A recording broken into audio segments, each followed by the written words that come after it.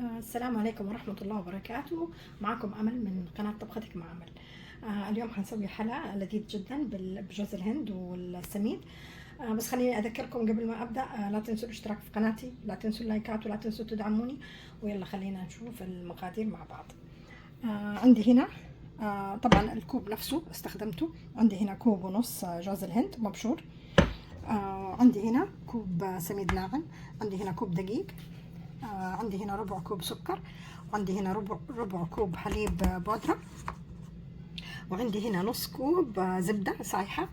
وللعجن عندي علبة قشطة، وإذا احتجتوا حسيتوه تقيل تحتاجوا شوية حليب سائل، إذا ما احتجتوا خلاص نكتفي. عندي ملعقة صغيرة بيكنج باودر، وعندي ملعقة صغيرة فانيليا. وللتزيين طبعا الشيرة، وعندي شوية فستق مطحون. يلا خلينا نشوف الطريقة مع بعض. طريقة جدا سهلة. هنحط المكونات الجافة كلها هنا. طبعا زي ما قلنا كوب ونص جوز الهند، حط عليه كوب السميد، وعندي هنا كوب الدقيق،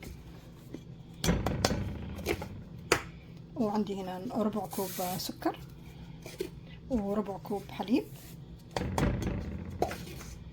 هنحط فانيليا ملعقة صغيرة، ملعقة صغيرة بيكنج باودر. هخلط المكونات هذه كلها كويس، المكونات الجافة طبعا. هنحط رشة ملح صغيرة.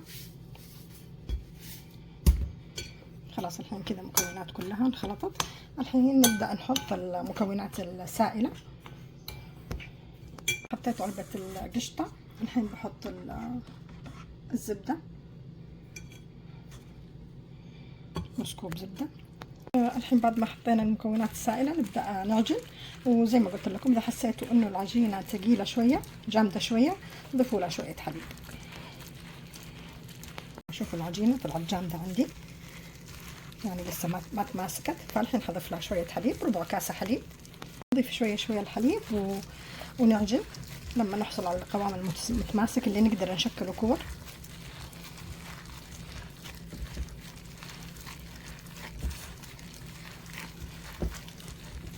شوفوا القوام اللي أنا أبغاه اللي يتشكل.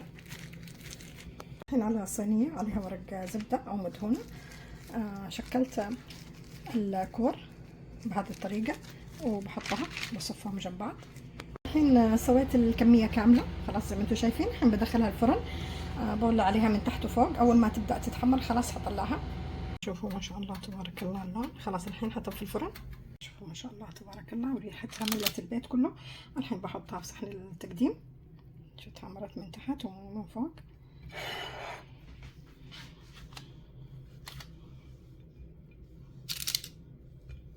شوي شوي عشان لا تتفتت معكم لانها هشة.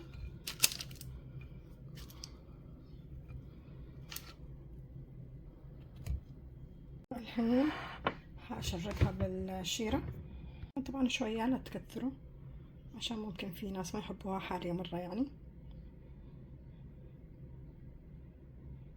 كمان لا تنسوا فيها هي ربع كاسة سكر.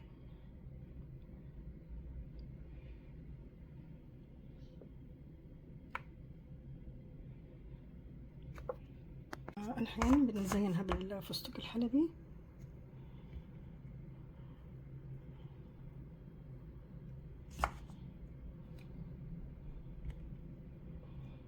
حلا جدا لذيذ، بالذات اللي يحبوا جوز الهند او النارجين يجربوه راح يعجبهم مرة.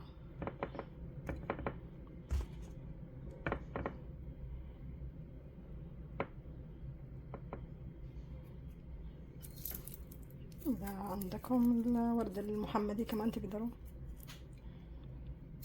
تزينوا فيه. وبكذا الحلا حقنا خلص. أتمنى أنكم تجربوه، ولا تنسوا الاشتراك في قناتي، لا تنسوا اللايكات، ولا تنسوا تدعموني، ويعطيكم ألف عافية.